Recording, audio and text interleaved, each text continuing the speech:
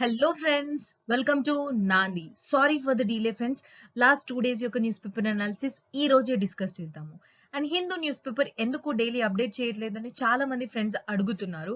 Let me tell you this, we gonna start a new initiative call Hindu Plus. అంటే హిందూ news పేపర్ ఒక దాంట్లో నుంచే కాదండి, ఇండియన్ ఎక్స్ప్రెస్, మింట్, పిఐబి ఇలా డిఫరెంట్ సోర్సెస్ నుంచి ఇన్ఫర్మేషన్ గ్యాదర్ చేసి ఒక వీక్ లో జరిగిన important and relevant to exams ఆ ఈవెంట్స్ ఏవైతే ఉంటాయో అవన్నీ మీకు వీకెండ్ లో 1 day డిస్కస్ చేస్తాము. That is our new initiative Hindu plus. So do like, share and subscribe నాంది టు గెట్ మోర్ అప్డేట్స్. ఈ రోజు న్యూస్ పేపర్ అనాలిసిస్ కి వస్తే, లైక్ రెయినీ సీజన్ దగ్గరలో వస్తుంది and every one will be enjoying the rainy season, that's for sure. So rainy season తో పాటు మనకు సీజనల్ డిసీజెస్ కూడా వస్తాయండి. సో సీజనల్ డిసీజెస్ ఏమేమి వస్తాయి రెయినీ సీజన్ లో అండ్ వీటిని ఎలా కంట్రోల్ చేయాలనేది తెలుసుకోవాలి. Because we have to tackle all these diseases at initial stage. So you have to be alert friends. And ఇండియాలో ఒక విలేజ్ ని, అండ్ దాట్ టు తెలంగాణలో ఉన్న ఒక విలేజ్ ని మినీ యుఎస్ఏ అంటాము. సో అది ఏ విలేజ్ అండ్ ఎందుకు దీన్ని మినీ యుఎస్ఏ అంటారో కూడా తెలుసుకుందాం. అండ్ రెయిన్ వాటర్ వస్తున్నాయి అని అంటే each and every drop should be preserved friends. చాలా వరకు కరువు కాలంలో ఉంది and not only Telangana, all over India. And చాలా వరకు మనం వాటర్ ని కంటామినేట్ చేస్తున్నాము. ఇవన్నీ తక్కువ చేయాలి అని అంటే వీటిని ప్రిజర్వ్ చేయాల్సిందే. అండ్ వైఎస్ఆర్ చేయూత స్కీమ్ గురించి కూడా కొంచెం ఇన్ఫర్మేషన్ తెలుసుకుందాం. సీజనల్ డిసీజెస్ కి కొన్ని ఎగ్జాంపుల్స్ చూద్దామండి. లైక్ మలేరియా, డెంగ్యూ, చికెన్ గునియా, ఎన్సిఫాలిటీస్ అంటే మెదడు వాపు, టైఫాయిడ్, ఫైలేరియా, స్వైన్ ఫ్లూ ఇలా different types of breathing related issues కూడా వస్తాయి. ఒక డిసీజెస్ ని కంట్రోల్ చేయాలి అని అంటే ఫస్ట్ ఆ డిసీజ్ ఎలా వస్తుంది అనేది తెలుసుకోవాలి, reasons for the disease. And main important causes ఏంటి అంటే వాటర్ అండ్ ఫుడ్ కంటామినేట్ అవ్వడము. అంటే వాటర్, ఫుడ్ పొల్యూట్ అయ్యింది ఆర్ పాడైపోయింది తినడం, లేకపోతే మీ సరౌండింగ్స్ ని సరిగా హెల్తీగా క్లీన్ గా ఉంచకపోవడం వల్ల. Because different types of bacteria, virus and mosquitoes get accumulated in surroundings. దాని వల్ల కూడా డిసీజెస్ స్ప్రెడ్ అవుతూ ఉంటాయి. సో ఇక్కడ నేను మెయిన్ ఇంపార్టెంట్ వాటర్ క్వాలిటీ పైన కాన్సన్ట్రేట్ చేస్తున్నాను అని, దిస్ ఈస్ వెరీ ఇంపార్టెంట్.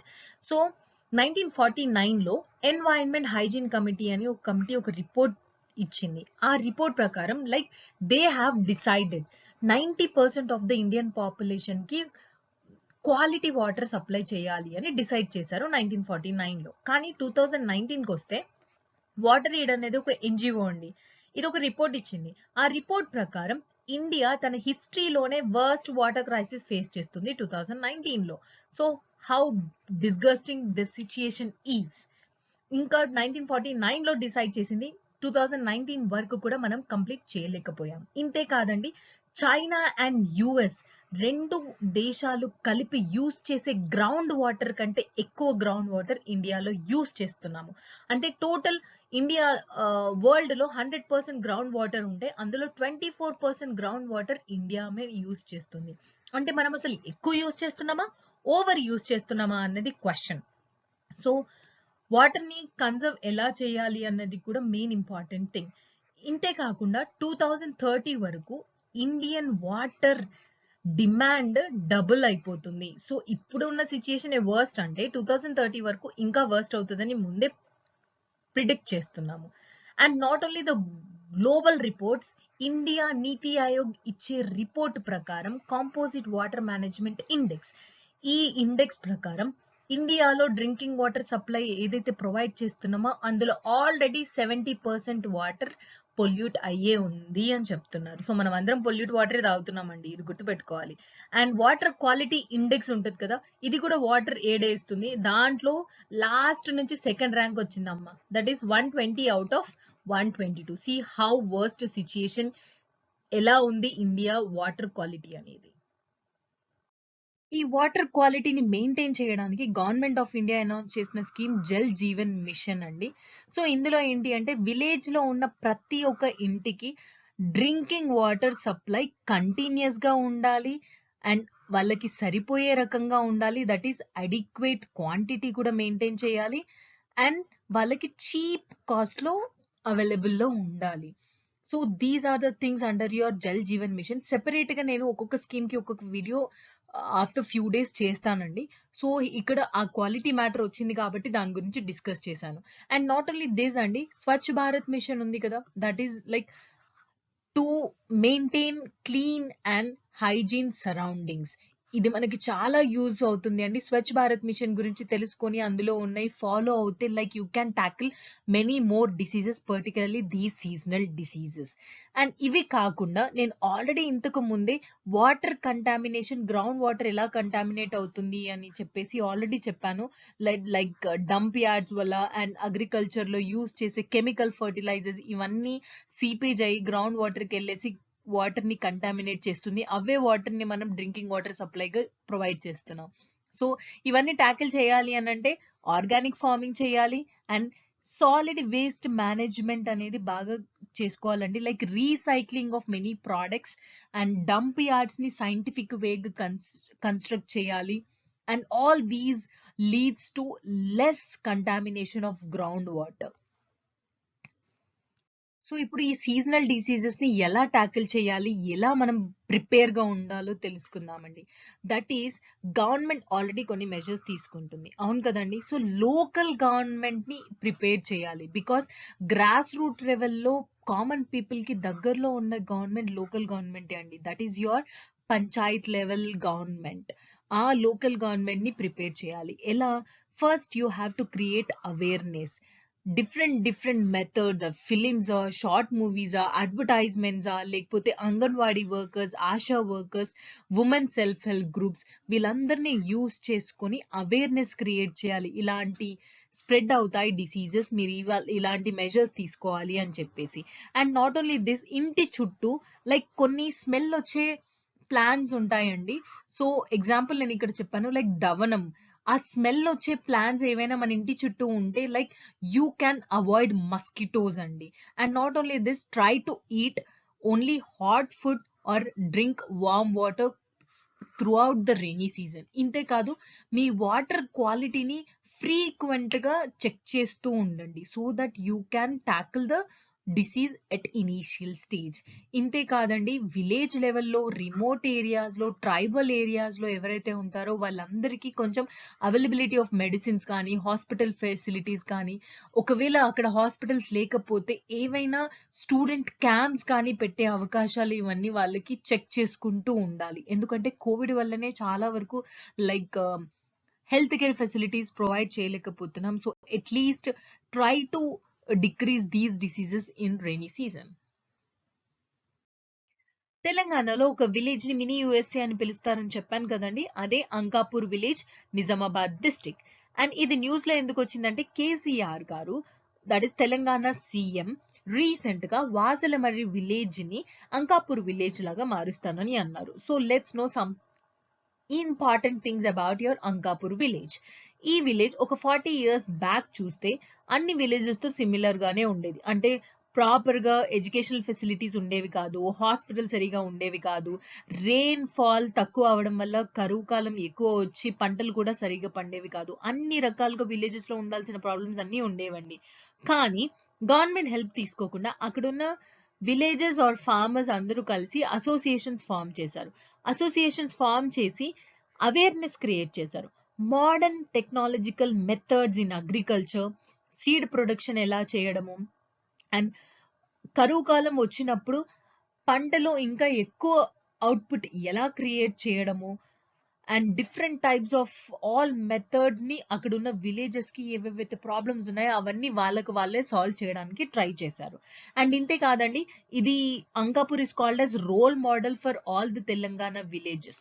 అందుకే కేసీఆర్ గారు కూడా వాసిలమర్రి విలేజ్ ని అంకాపూర్ విలేజ్ లాగా మారుస్తానన్నారు. ఇంతే కాదండి, జనరల్ గా లోన్ వేవర్స్ స్కీమ్ అని ఒకటి ఉంటుంది.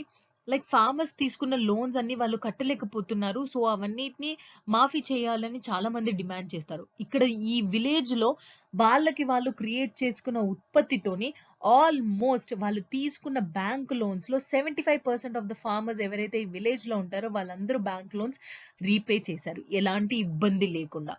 అండ్ ఇంతే కాదండి, ఈ విలేజ్ కి చాలా సార్లు చాలా ఇయర్స్ వరకు వరల్డ్ లోనే రికగ్నిషన్ వచ్చింది. Like not only ICAR, ICRISAT and international rice research institute ఇవన్నీ ఈ విలేజ్ కి రికగ్నిషన్ ప్రొవైడ్ చేశాయండి. అండ్ ఇంతే కాదండి, సెపరేట్ గా ఇక్కడున్న పాపులేషన్ లో ఎన్ఆర్ఐస్ ఎక్కువ మంది. వీళ్ళందరూ సెపరేట్ గా ఒక వెబ్ పోర్టల్ క్రియేట్ చేసి ఈ విలేజ్ కి financial support and modern technologies use చేసే సపోర్ట్, అవేర్నెస్ క్రియేట్ చేయడానికి చాలా ఉపయోగపడుతున్నారు. ఈ విలేజ్ లో ఇంకా చాలా చాలా యూనిక్ థింగ్స్ ఉన్నాయండి. ఆల్మోస్ట్ సీడ్ ప్రాసెసింగ్ యూనిట్స్ ఉంటాయి కదండి, అలాంటి కంపెనీస్ చాలా ఎస్టాబ్లిష్ చేశారు. So like pioneer, pro agro ఇవన్నీ సీడ్ కంపెనీస్ అండి. ఇక్కడ అన్ని ఎస్టాబ్లిష్ చేశారు, వీళ్ళతో టైఅప్ కూడా అయ్యారు. అండ్ కరువు కాలంలో వాటర్ తక్కువ అవసరం అయ్యే పంటల్ని ఎక్కువ పండించే వాళ్ళు. అండ్ ట్రెడిషనల్ గా ప్యాడీ కల్టివేషన్ కంటే రైస్ కల్టివేట్ చేయడానికి మనకు వాటర్ ఎక్కువ కావాలండి. సో కరువు కాలం ఆర్ వాటర్ తక్కువ ఉన్నప్పుడు ఏం చేసేవాళ్ళు అని అంటే, let's shift to commercial crops. పసుపు, మొక్కజొన్న ఇలాంటి క్రాప్స్ ని ఎక్కువ పండించి ఎక్కువ ఎక్స్పోర్ట్ చేసేవాళ్ళంట. సో దీనివల్ల అక్కడున్న అన్ఎంప్లాయ్మెంట్ ప్రాబ్లం అనేది మిటిగేట్ అయిపోయింది. సో ఫార్మర్స్ ఇన్కమ్ బాగా వస్తుంది and different types of problem solve అయిపోతున్నాయి. సీడ్ ప్రాసెసింగ్ యూనిట్స్ వస్తున్నాయి, సీడ్ కంపెనీస్ వస్తున్నాయి, కాబట్టి అన్ఎంప్లాయ్మెంట్ ప్రాబ్లం కూడా తక్కువ అయిపోయింది. అండ్ ఇది ఎగ్జాగరేషన్ కాదండి, అందులో ఒక్క గుడిసె హౌస్ కూడా ఉండదండి, అన్ని బిల్డింగ్ హౌసెస్ మాత్రమే ఉంటాయి. అండ్ ఇంకొకటి, రీసెంట్ గా it became like 100% cashless village అండి. It's very unique thing. ఎలా అంటే అక్కడున్న పంచాయత్ అఫీషియల్స్ వాళ్ళందరూ ఇన్వాల్వ్ అయ్యి అక్కడ 18 ఇయర్స్ ఏజ్ కంటే ఉన్న ప్రతి ఒక్కరికి బ్యాంక్ అకౌంట్స్ ఓపెన్ చేసి ఆ బ్యాంక్ అకౌంట్స్ ని ఆధార్ కి లింక్ చేశారు. ఇంతే కాదండి, అందులో ఉన్న ఈచ్ అండ్ ఎవ్రీ షాప్, చిన్న షాప్, టీ కొట్టు కావచ్చు, జనరల్ కిరాణం కావచ్చు, ఏదైనా కావచ్చు, అందరికి పేటిఎం కార్డ్స్ డిస్ట్రిబ్యూట్ చేసి క్యూఆర్ కార్డ్స్ ఇచ్చారు. సో ఫస్ట్ వీళ్ళందరికీ మనము ఇవన్నీ ఫెసిలిటీస్ ప్రొవైడ్ చేస్తే ఆటోమేటిక్ గా స్మార్ట్ ఫోన్ ఉన్న వాళ్ళందరూ యూస్ చేస్తారు అని చెప్పేసి వాళ్ళ ఇనిషియేటివ్ అండి. సో ఈ అంకాపూర్ విలేజ్ అనేది role model of Telangana, that is self made and self sufficient. అసలు వైఎస్ఆర్ చేయూత స్కీమ్ ఏంటి? 45 to 60 ఏజ్ గ్రూప్ లో ఉన్న women, if they belongs to SC, ST, BC or many other minority sections, వాళ్ళ కాళ్ళపైన వాళ్ళు నిల్చొని వాళ్ళ వర్క్ చేసుకోవడానికి ఈ స్కీమ్ అండి. ఒక 4 years మొత్తం కలిపి వాళ్ళకి 75,000 రూపీస్ ప్రొవైడ్ చేస్తారు. అంటే పర్ ఇయర్ 18,750 రూపీస్ వాళ్ళకి ప్రొవైడ్ చేస్తారు. ఈ డబ్బులు ఎందుకు? వాళ్ళకి దేనికోసమైనా వాళ్ళు యూస్ చేసుకోవచ్చు. లైక్ వాళ్ళు ఒక గ్రాసరీ షాప్ ఓపెన్ చేసుకోవచ్చు, లేకపోతే కౌ ఆర్ బఫెల్లో ఏదైనా కొనుక్కోవచ్చు, ఇంకా ఏవైనా మిల్క్ ప్రొడ్యూసింగ్ ఫర్మ్స్, అమూల్ కావచ్చు, ఐటీ, హెచ్యుఎల్, రిలయన్స్ ఇలాంటి వాటితోని అసిస్టెన్స్ ప్రొవైడ్ చేయొచ్చు. వాళ్ళ బిజినెస్ ఆపర్చునిటీని ఎక్స్పాండ్ చేసుకోవచ్చు. Technical support and skills upgradation and marketing assistance ఇవన్నీ కూడా ఈ స్కీమ్స్ లో ఈ బెనిఫిషియరీస్ కి తగ్గుతాయండి. కొన్ని ఆల్రెడీ ఇంకొంతమంది లైక్ ఈ ఏజ్ గ్రూప్ లో ఉన్న వాళ్ళు పెన్షన్స్ రిసీవ్ చేసుకుంటున్నారు. వాళ్ళెవరు? దివ్యాంగాస్, అంటే handicap people, single women, widows, ఈ ఏజ్ గ్రూప్ లో ఉన్న వాళ్ళకి పెన్షన్ వస్తుంది. ఈ చేయూత స్కీమ్ ఈజ్ అడిషనల్ అండి, అంటే వాళ్ళ పెన్షన్ వస్తున్నా కూడా చేయూత స్కీమ్ కింద ఈ డబ్బులు మళ్ళీ వస్తాయి.